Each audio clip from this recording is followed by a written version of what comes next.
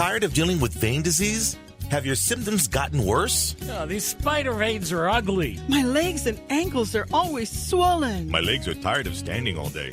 While some symptoms can be managed by lifestyle changes, other factors are out of your control. Get help from the experts at Vein Clinics of Hawaii. To learn more about your treatment options, call 427-5565 or visit veinclinicsofhawaii.com. Aloha, Hawaii! It's time for the Vein Clinics of Hawaii radio show. Their team's approach to diagnosing problems and developing solutions and treatment plans are beyond compare. So let's get started with your host of the show, Mike Buck, and medical director, Dr. Randall Juliff of the Vein Clinics of Hawaii. Hey, hello there. Welcome aboard and glad to have you with us and all that good stuff. We're going to refer you to the website often. It's veinclinicsofhawaii.com. And we're going to give you phone numbers and give you information. And sort of today, I was really looking forward to this because almost all of us, let's say that you find out what your IQ is. You say, well, what's your IQ? What's my IQ? Is mine better than yours? Well, one of the things that I always wondered about is how doctors treated a new patient, especially specialists like Dr. Juliff, like a veins doctor. How do you treat other patients? How do you treat new patients? Well, you got to find out where they've been. And there's been, I guess, and we've never talked about this before, but there's this thing, and it really is classifying where are you on the chart. I know where I am in need of some severe help. You may not be that way yet, but you're sure going to find out today. And that's because, and I guess this is an international way for professionals in the venous surgeon field to communicate with each other, particularly when there's great distances involved. But the benefit is it's good right around the corner just as much. That's kind of a long, convoluted introduction there, Doc. But today's show is going to be maybe helping people understand what the disease is and what its progress is. But more important, where are they in the mix? Are they new? Are they medium? Are they end stage? Where are they? Right. Yeah. Going through this, it's going to be a nice, also just general review of venous disease. Mm-hmm. But when a patient comes in, we evaluate them. Of course, go through the usual stuff. Do a extensive history, physical exam, and do an ultrasound. And if we find that they have venous insufficiency, then we start to classify that patient. Mm-hmm. And there's a variety of different ways to do that. Some are a little more accepted than others, and we're going to talk about the couple of systems that I think are probably the most utilized throughout the country mm-hmm. and around the world, for that matter. But it's an excellent way to find out or at least indicate where any particular patient is on the spectrum. One thing I thought was kind of interesting when I saw this was, let's say for some reason you move to another country and you need a new dentist. Because I was talking to this about a dentist friend. It's pretty simple. You just send the X-rays. Yeah. The guy looks there. Well, this is a root canal. This is right. It seems like there's a little bit more involved in the venous survey than there is in just an X-ray. Yeah, it probably is. Yeah, Mm-hmm. but it also impacts how we treat people. How urgently we feel like we have to initiate treatment. All that sort of stuff. But the classification systems that we've come up with. It's been nice because other medical fields don't necessarily have that. Yeah, I was going to ask you about that. However, this, particularly the first one that we're going to talk about, it was sort of based on patterned after, I will say, patterned after what we call the TNM system.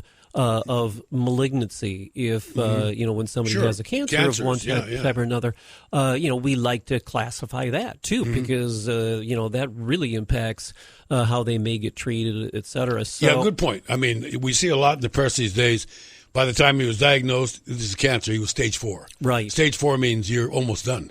I mean, you're at the end of it's not good. Yeah. So if you can get somebody on their way to stage 4 at stage 1 or 2, you're better off. Absolutely. Yeah. Okay, good. Oh yeah, and Yeah. it gives you an indication of their mortality too. Their survival. So that was used. That has been used for a long time in oncology and evaluating patients with malignancy. But where does the patient stand at the time of presentation? These are some of the questions that can be answered utilizing these systems. To a certain extent, it will imply the treatment that they're going to get. To a certain extent, it's going to imply the urgency that we may feel and how aggressive we might need to be in getting that person into the treatment path. Yeah, that's another thing that we often mention here on the show, gang, and that's treatment path and treatment, the protocol for treatment. So the severity of the disease either moves up the date or moves back the date when some procedure has to be done or not done. Yeah. Because and I guess it's pretty much true that this is a helpful thing that's been also aided, I would imagine, by technology. When you can get from a guy's previous doctor in another city or another state a transfer of the information that you need to continue on with them. Because venous disease, it's luckily it's not like having a malignancy. Unfortunately, many of those patients come to an ultimate result.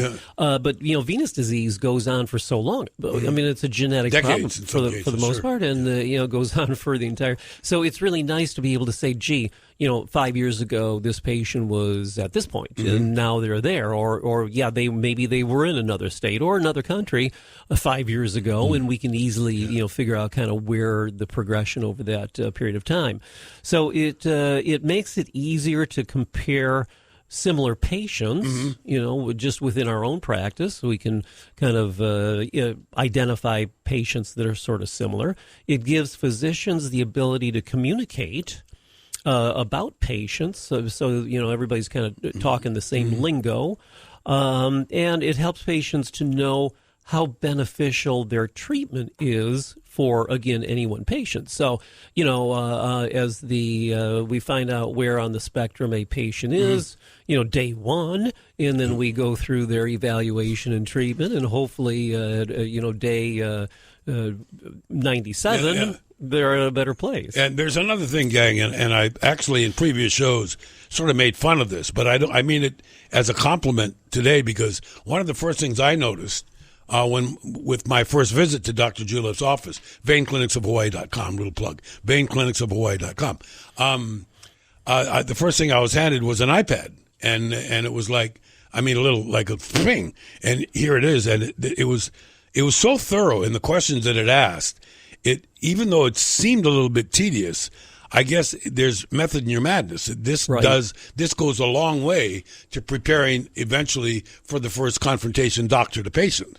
And many of the questions that we're asking, in our iPad ordeal, will help us figure out where on the spectrum of venous that's what disease. I'm thinking. I mean, that's where we start to figure all that out. So, classification. And then the other thing about classifying patients is that it helps when, from a scientific standpoint, when we're talking about large groups of patients and how we're treating them, what is the standard way to do it. This classification method helps us follow those patients so we can state, scientific fact about whether one thing is working and the other thing isn't. And, gang, there's method in the madness here, too, because as much as I think it's possible, it's hard to paint a picture here on the radio. Even if you get really close to your speaker, you're still not going to see what we're talking about. But when you go to VeinClinicsOfHawaii.com, you can see, and that's why some of the questioning will be about these things, these venous ulcers, which are a really bad thing you get later on in the disease. But you can see I got a little hole here, and here's a picture at your office. It's like a gaping hole, and this is what you can say, okay, this will turn into this if you don't do this. Right. That's kind of that. But actually, it's good to know as a patient, because you say, well, whatever that is, I don't want that. So whatever it takes to do this, do this. Yeah. We've got some fairly graphic kind of things that people can look at when they're in the office, and some people get turned off, but it is. I'm fascinated by it, by the way. Well, and it's motivating for the patient to say, "Gee, maybe I do need to have something done here." So anyway, the first classification system that we're going to talk about is called the CEAP system. CEAP. Yeah, and that's those are the letters involved. This was something that was developed in 1994. It was revised about 10 years later, and it gives us a very good picture of where that patient is, again, on the spectrum at one single point in time. And each of those letters stands for a different component to the overall classification. The first one, C, means clinical classification. And by that we mean, what clinically, what do we see here with the patient? And but by the way, let me make sure that people get this. Sometimes just by seeing a leg that you haven't seen before, you can say, this is a result of all this. You don't need to see the all this because it's here already. Yeah. Right? Yeah, that's what I'm thinking. Yeah, that happens. Yeah. That happens all the time. Where it's funny with venous disease, the appearance of people's legs are very typical, depending on, what they have and at what stage they're at. So it's pretty easy to pick out one from another. But so the C part of this classification is 1 through 6. And we've talked a little bit about this in the past, but just to kind of give a quick overview, C1 through 3 are a little less threatening stages of the venous disease, and that has to do with C1 indicates spider veins only, C2 varicose veins, C3 swelling. So again, just kind of an easy way to classify at what stage that patient is at. And as you go up through these numbers, you do actually progress in severity of the disease. So I mean that's kind of the way why we do it. But so 1 through 3 is spider vein, varicose veins, and swelling. Stage or C4 means that there are skin changes. Right. So, when we say skin changes, we mean, the skin starts to thicken, it starts to darken, it just becomes skin that looks abnormal. And there's a variety of different ways that it can look. Yeah, and the one that I came to grips with was on my leg. It's the lower leg. It's this little gator thing. It's below the calf, and it's above the ankle. And so I guess that's the tell-all of most of us with venous disease. That's where you can see it. Yeah, that's an important area. Although it certainly happens in other places. For some reason, I guess it's maybe the closeness of the veins to the skin or whatever, that when you get a problem with one, you can almost see it from outside. Sure. It's kind of based on the anatomy, or those changes happen because of the basic anatomy of the venous system. So that's 4, and then 5 and 6 has to do with ulcers. And C5 means that patient has had an ulcer in the past, but it's healed. And then C6 means that patient has an active ulcer at the time that they're presenting to you. If somebody presents with an ulcer, we feel a little more urgency in getting their evaluation. And I got to tell you something. The reason I get to sit here is because I'm also a patient. And I went in last week for an upgrade, a test, and a procedure. And when I go in there, darned if there isn't this little hole in my leg that wasn't there but a couple of days ago. And I found out that, if you're predisposed to having a leg ulcer because you've had one, that you might get another one. I said, not me. Now that I know what they are, I'm not getting another one. Well, I have the makings of one. Mm-hmm. Now, good news is that we've detected that very early. Right. So it's going to get treated and not probably need too much. But this is the very same thing that some person might put salves or ointments on or Band-Aids on for days and then weeks and then months and nothing happens because Yeah. it's not what you think it was. Yeah, so we would classify that your left leg currently as a C6 because you've got an active ulcer, as opposed to your right leg, which had the ulcer before. Right? Yeah, it did. Yeah. So you would basically be a C5 classification because On you the had other it healed leg. a long time ago, but it healed, and luckily that has stayed healed. So that's a good thing. Yeah, so we'll be obviously quite aggressive in hitting this in the very beginning, and I think that what's happening, and I think you explained this once in other programs, there are more and more places that are wound centers or wound treatment places, right? And highly recommended because if you misdiagnose a wound, you can delay its healing by a long time, right? Oh yeah. Wound care clinics have really kind of been a tremendous benefit because they really, they focus on an ulcer and they really do all the things they need to do to get it healed in one way or another, whatever it takes. Okay, what about in my case? Here I had this horrific problem with my right leg a long time ago. One would thought, well, if I'm going to get another one, it's going to be in the same place or the same leg, different leg. So my legs aren't talking to each other unless they got something going on that I don't know about. Yeah. So does that mean that it's just your system is your system? It may not know exactly where to crop up, but it has the probability of doing it? Yeah. It kind of goes back to your mother. Since it's genetic. Poor lady. I've been yelling at her for years. She's long gone. Yeah. So, you've got the same problem in both of your legs. Yeah. And it's just, the things had progressed on that left leg and, you bumped yourself and boom, you got an ulcer that is probably not going to heal until we get things, all settled down. So the next category is E. Yeah. And E indicates or means the etiologic classification. So what is the etiology? What is the underlying problem here? And the three basic ones are congenital, what's called primary, and then something called secondary. So in the congenital category, for instance, there are people who congenitally lack valves in their veins. Yeah, this is at birth or whatever. They were born without valves. Good. Yeah. So that would be one example of a congenital etiology. I got a question on that. I think you answered this once before, but it was about a patient that had real bad problems with one leg, and because there were no valves, and the other leg was kind of normal. Right. That seemed abnormal to me. Yeah. I mean, but obviously, if your leg never has any valves, isn't that leg susceptible to some serious problems? Oh, at some point? Definitely. Yeah. By definition, you will have no reflux. valves, no problem, no circulation. Yeah. I mean, no valves, blood in veins is not going in the right direction. Yeah, gee whiz. So it could be a bad problem because they have that from the very beginning of their life.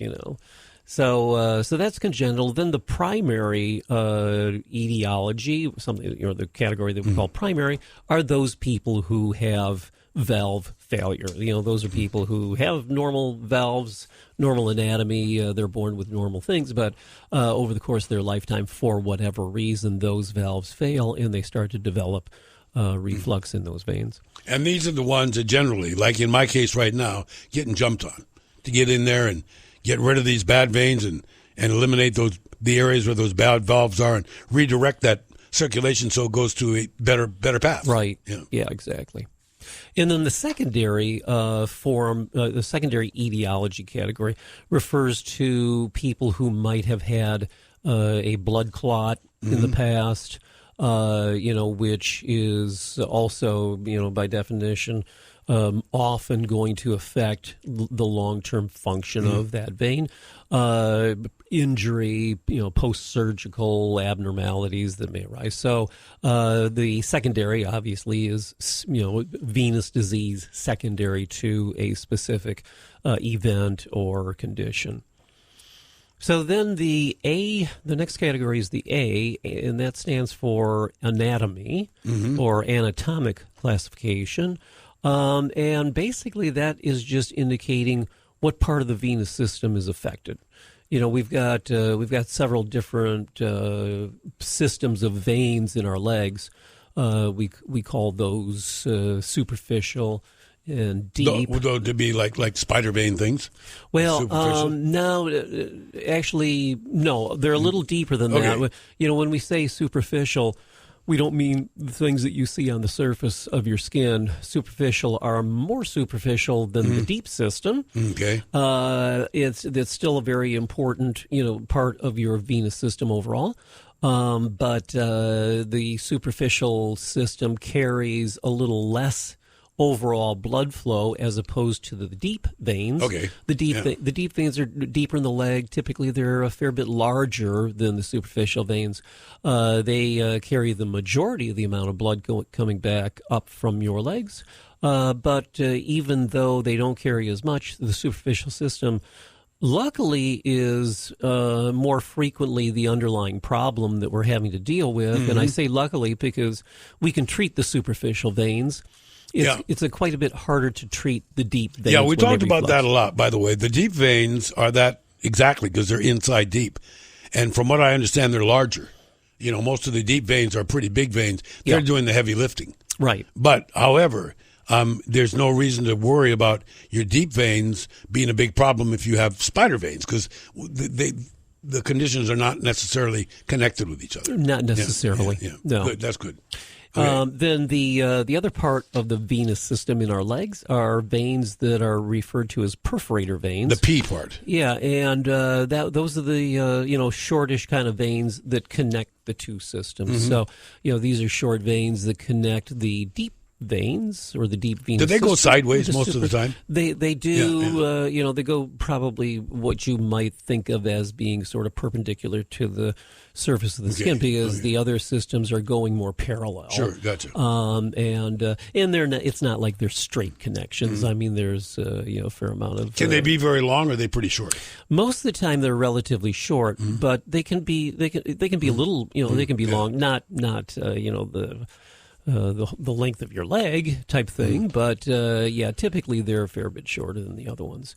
So those are the three anatomic classifications, and that gets put into, again, when we're kind of notating or writing down, where does any one patient stand on this, then, there's a specific way to indicate under the A category, what are we dealing with? Are we dealing with superficial or deep or perforator? And any of those systems can falter in their function and show reflux. Then the last category is within the SEEP classification. Is the P. Yeah. And that refers to the pathology. What is it that's going wrong here? And the pathology basically is there reflux? Do we have primary kind of valve failure and the blood's going in the wrong direction, or is it obstructive? Did that patient have a DVT 20 years ago, and now they're seeing the ramifications of that over a long period of time, or is it both? Some people might have both. Some people might have reflux. But also on top of that, an obstructive process that is interfering with their function. So, and then part of this also, we're not going to go into detail here, but when we again notate it, we notate what the pathology is, and then there's a numbering system that will actually indicate what specific vein you're dealing with, or what specific vein you're referring to. And certainly, I'm guessing that the more standard these terms become nationally and internationally, I don't want to say easier it is, but the more likely it is that the next doctor is going to get a clearer picture of the patient quicker. Right. Exactly. Which really aids in the ongoing treatment plan. Sure. What about finding out, where the person is in treatment so far? Is that also in most people's records?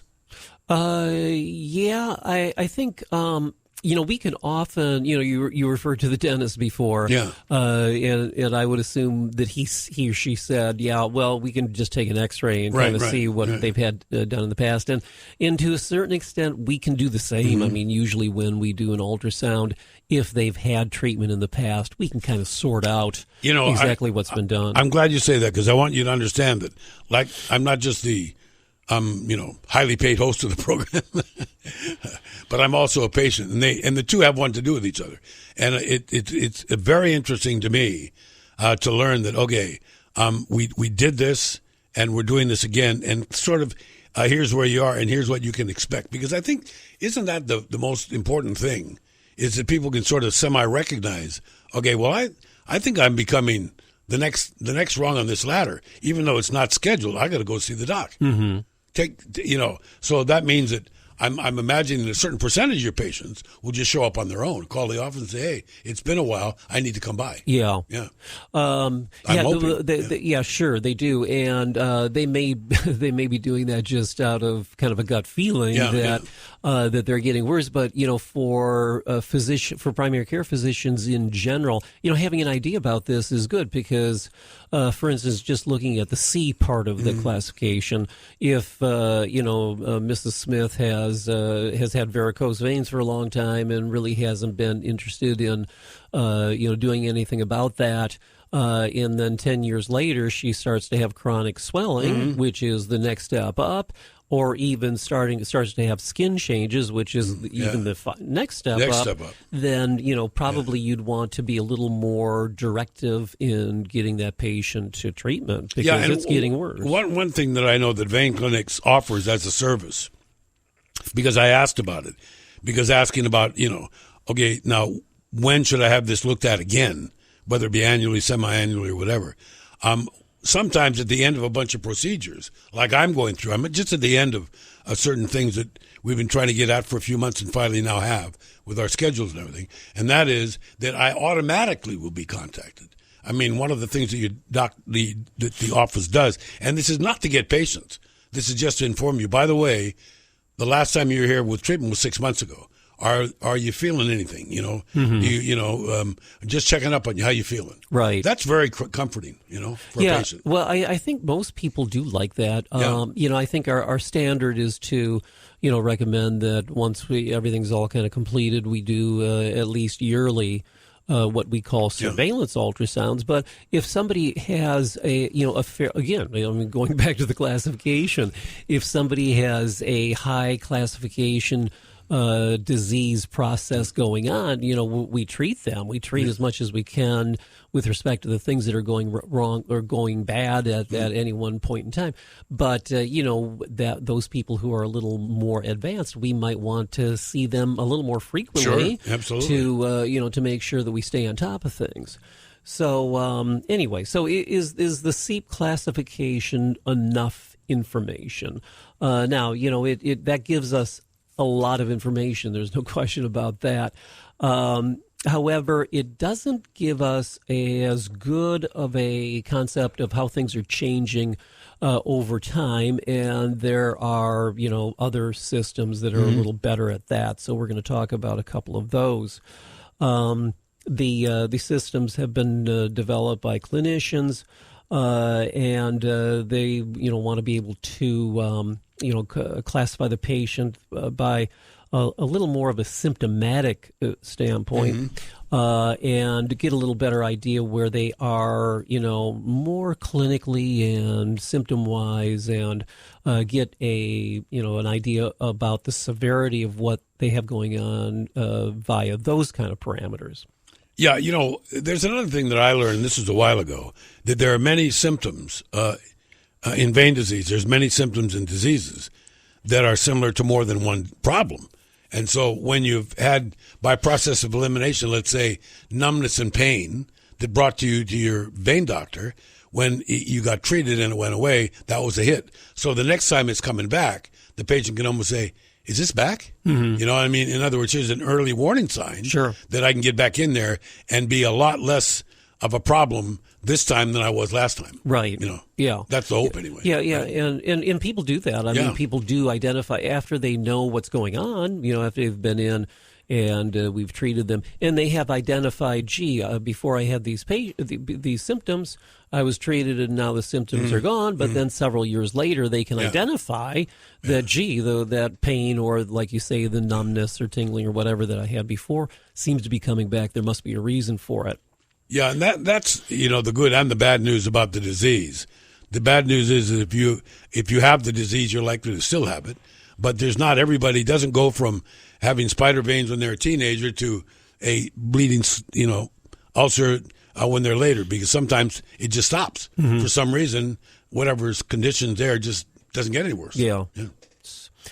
So these additional classification systems do a little better job at following the patient over time. And why do we want to do that? Well, we want to get an idea of the effectiveness of our therapy, and as I mentioned before, it's nice to be able to compare similar patient groups and how they're kind of moving through the process. So there have been other classification systems, and again, these are more weighted in symptoms. And there's a little more weight to the way that it's calculated with the higher level symptomatology that might be referring to a higher level of the disease process. So not every patient's going to require the amount of work that's being done to study that, to go on that particular patient, because if they haven't progressed past a certain stage, they're not likely to, at least at that time, need additional treatment or additional testing. Right. So one of these things is called the Venous Disability Score, and basically that just again assesses symptoms and how impactful are those symptoms to the patient's daily activities. What are the things that they can do? What are the things they can't do? What are the things that they were doing, 2 years ago that they just can't seem to manage anymore because of their symptoms? So that's something that we call the Venous Disability Score. Then there's something called the Venous Segmental Disease Score, and that has to do with more of an anatomic evaluation of what's going on. The anatomic evaluation is detailed, pretty completely in the SEEP process that we mentioned before. So typically that hasn't become a integral part of what we do on a day-to-day basis. But the additional scoring system that has probably been more generally accepted and utilized is something called the Venous Clinical Severity Score, VCSS. Yeah, and I saw that, and that seems to me to be particularly of advantage to people that are really a pretty serious victim of venous disease. For whatever the reason, they've discovered it, and for whatever the reason, it's being worked on. And I don't know if there should be high expectations, but isn't it sort of mandatory that you get that picture, that you know where they are all the time? Yeah. Well, you bet. I mean, it helps you so much. Yeah. Knowing again, where was that patient when they showed up? What did we do to them? Yeah, and after we've done procedures on a patient, is their score better? Because that's the goal, to make them feel better and be more functional. So the VCSS is something that goes very nicely hand in hand with the SEEP classification that we went through, and gives us a little better idea again of how that patient is moving with time and treatment.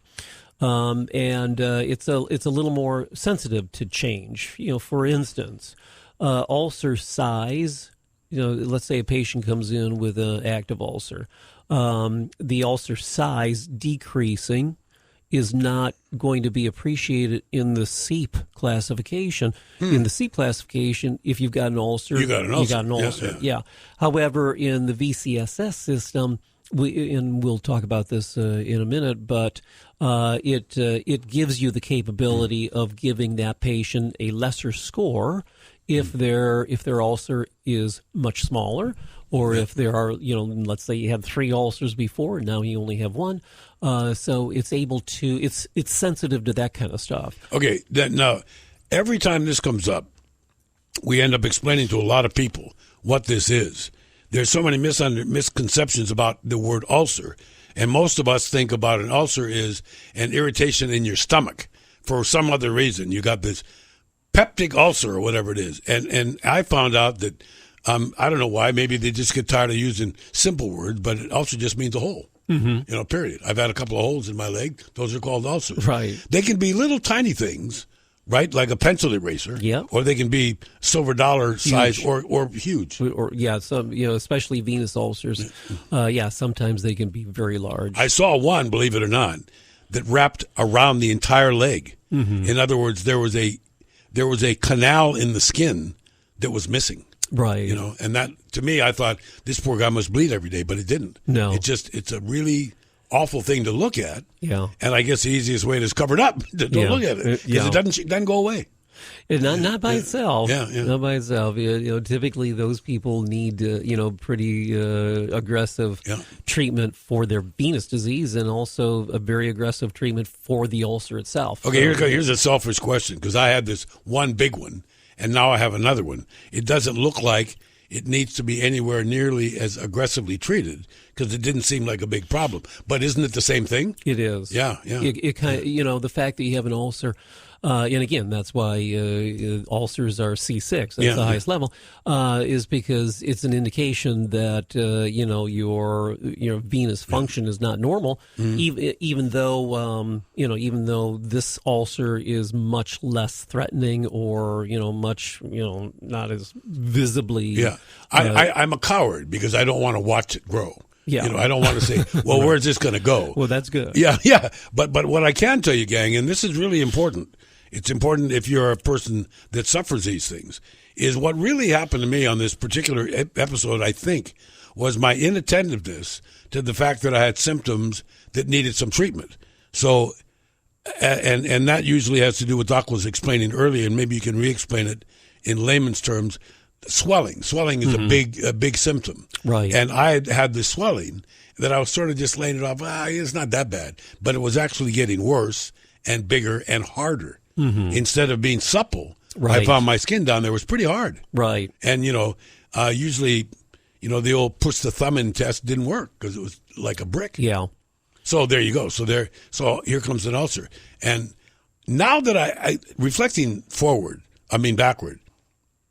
had I seen this thing in a couple of weeks, if I weren't coming in for treatment, I would have known by then that I think this is another one of those things. Oh, yeah. Yeah, because it's not responding.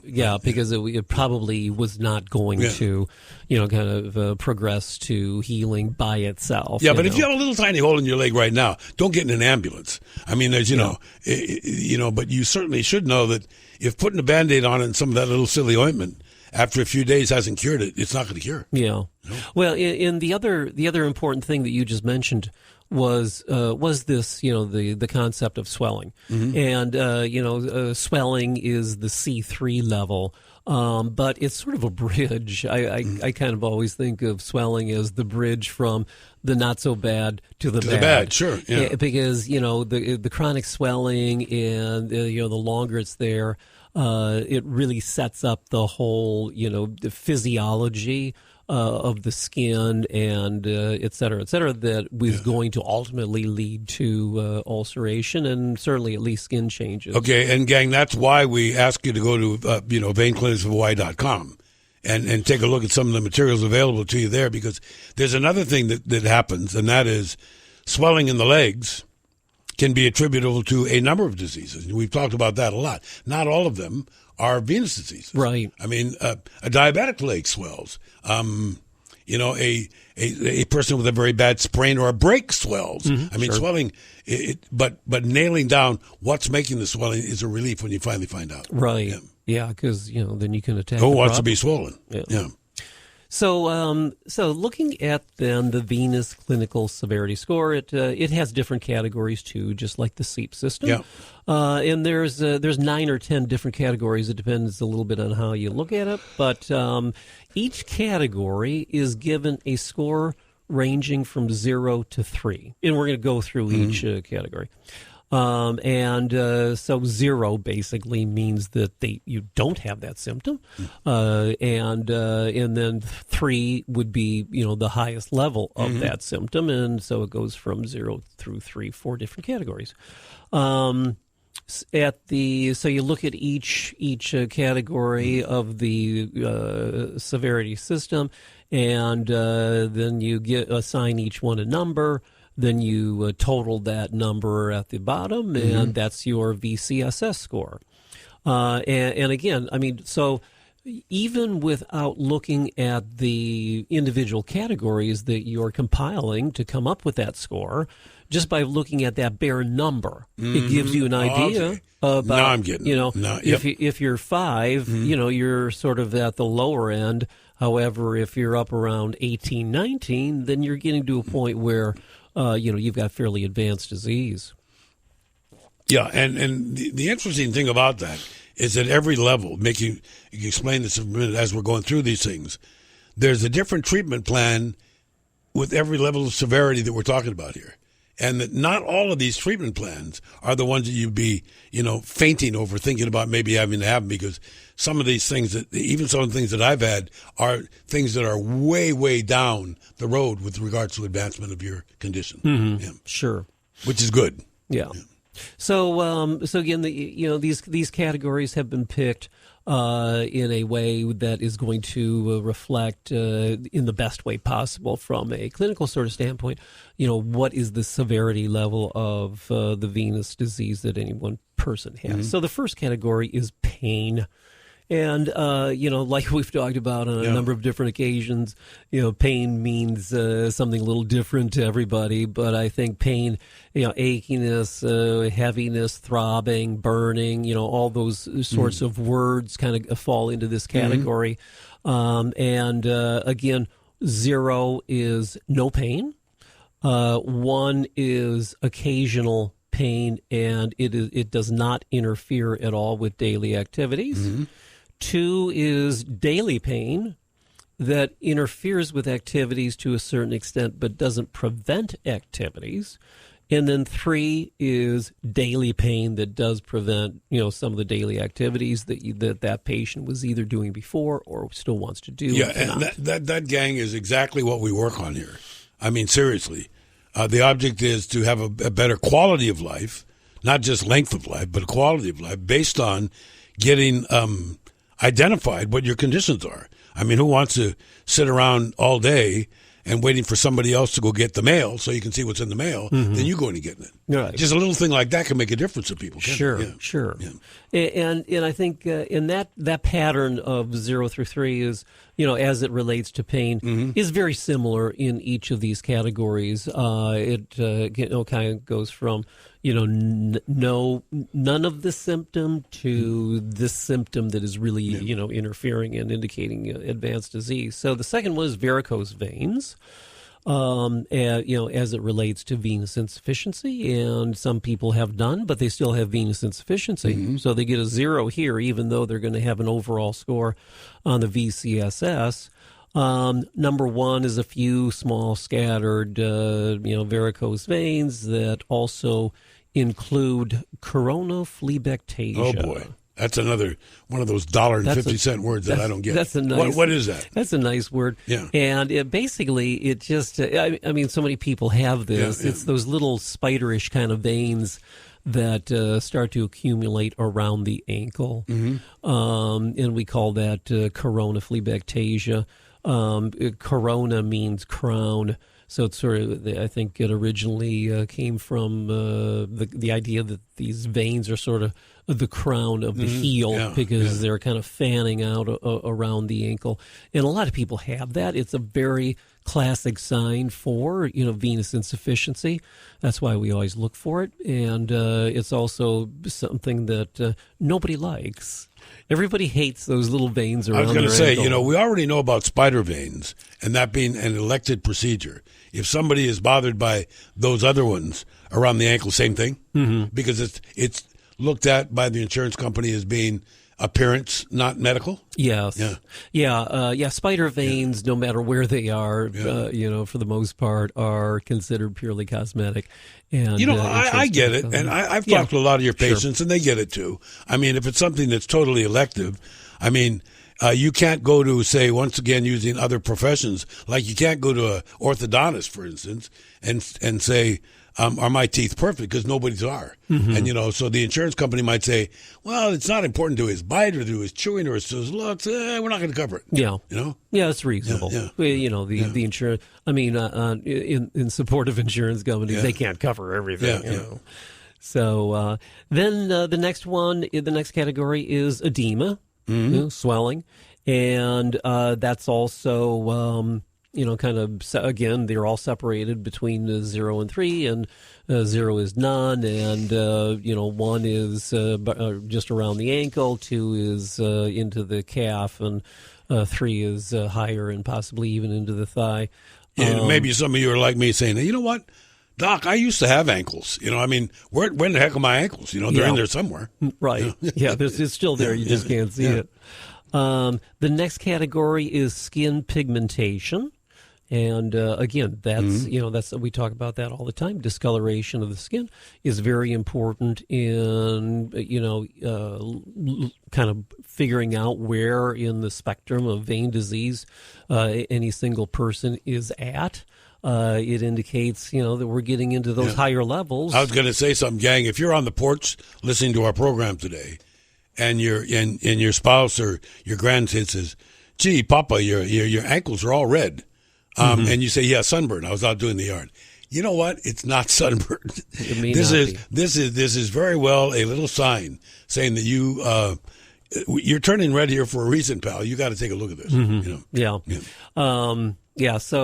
Skin pigmentation is something that is very, very frequently misdiagnosed or ignored. Or now, whatever. When you say it's in the ankle area, I'm guessing that you're talking about. Usually, there's about maybe an inch from the bottom of your leg to your ankle. You know what I mean? Like a space in there.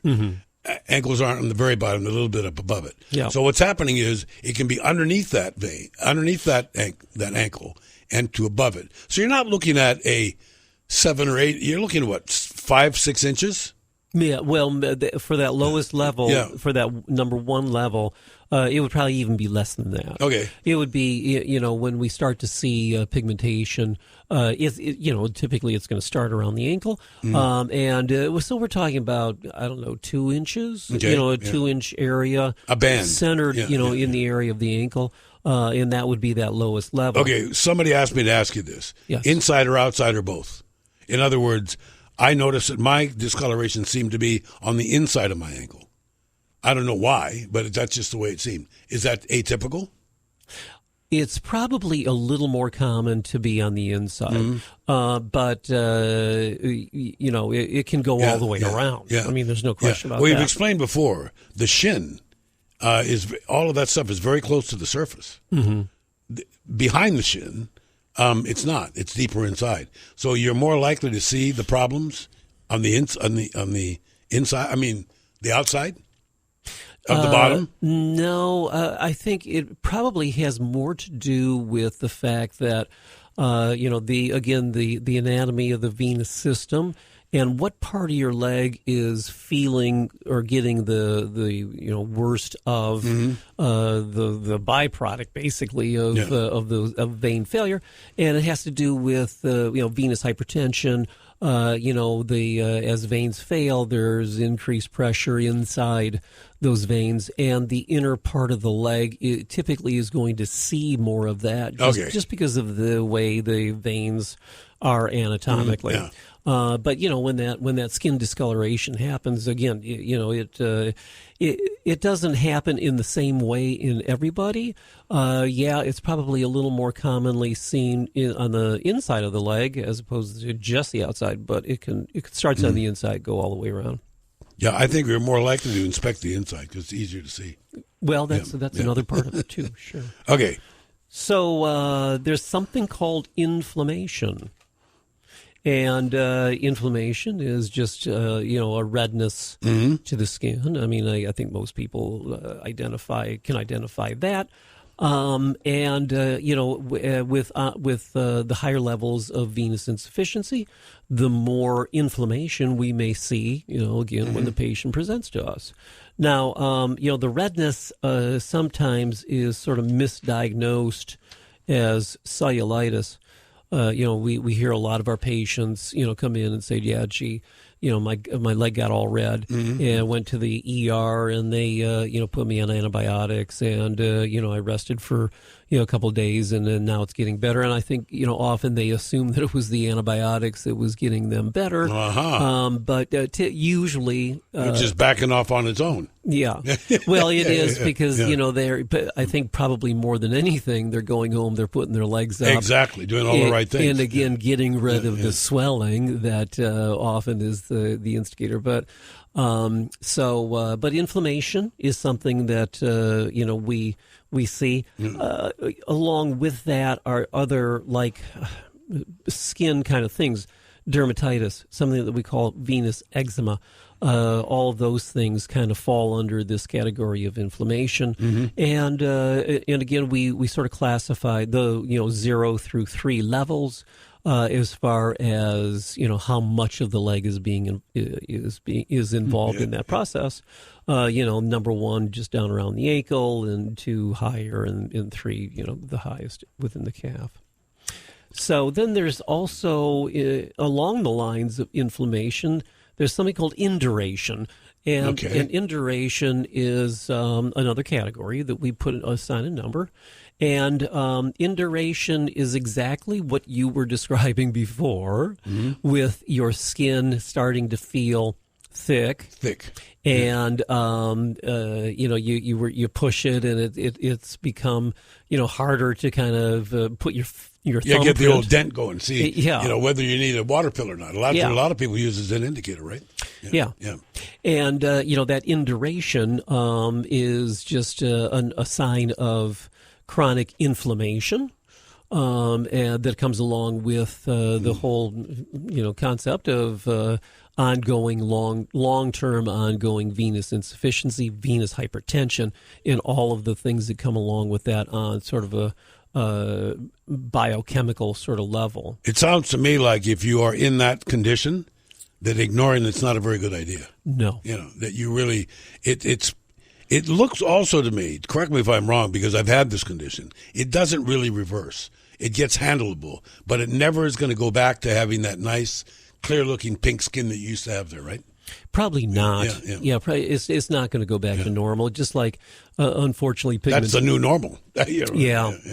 Unfortunately, pigmentation is another one of those things that does not resolve with time, and a lot of people come into us and they so want us to treat them and to make that pigmentation of the lower leg go away, and unfortunately, we just can't do it.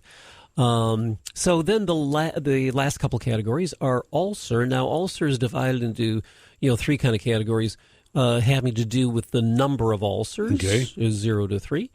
The second subcategory is the duration. If it's only been there less than 3 months, then it's a 1. If it's 3 to 12 months, it's a 2. If it's more than 12 months, it's a 3. All of those need treatment. All of them do. Every one of them. Your duration at this point would be a 1, because since it's only a couple weeks old. And then the other thing has to do with size of the ulcer. Less than 2 centimeters would be a 1, 2 to 6 centimeters, 2 and greater than 6. So you have to. So that's why you measure them and note them down and make all of that. Yeah. And then the final category is compression. And the compression, I think, was probably included in this because of the fact that if you, in a patient who is always using their compression stockings, and they're still having symptoms, then that sort of implies that there's a lot more going on, and it needs to be looked at. You bet. Yeah, and you really need to be those things. We've waited, but I'm wearing a different set now. These are thigh-sized temporarily, and I think the quicker you realize that these are a tool that are going to make you do more things that you want to do, the better, right? Right. Yeah. Sure. Okay, so in the end run here, there's now, it seems, hopefully some of our listeners will get this, a tremendous amount of categories and criteria that you get figured out to find out where I am, and more importantly, where I'm going. Sure. I mean, you can tell me where I am all day, but I want to get something get fixed. Yeah. And for the patient, I think it helps to be able to define those things. because it kind of gets them more on board getting treated and getting better again. Okay, I hope that this has been some sort of a pleasant experience for you. I know that I've learned even about myself today a lot, and it's my hope that you learn the same thing. Now, if you really want to get more information about this or anything else, you want to go to the website. That's veinclinicsofhawaii.com. 4 islands, Big Island, Kauai, Maui, and, of course, here on Oahu. Veinclinicsofhawaii.com. You're going to see a lot of other cool things there. There's some really fun things that you can do, but more importantly, you can see some testimonials and see what we've been talking about instead of listening to it on the radio. We'll be back again next week. Tell your friends. It's the Vein Clinics of Hawaii radio show, but you can find out way more at veinclinicsofhawaii.com. That's veinclinicsofhawaii.com. See you next time. Well, that's our program for today, and we certainly hope you enjoyed meeting us. Please come back next week for our next episode. And in the meanwhile, to learn more, please visit our interactive website, veinclinicsofhawaii.com. That's veinclinicsofhawaii.com.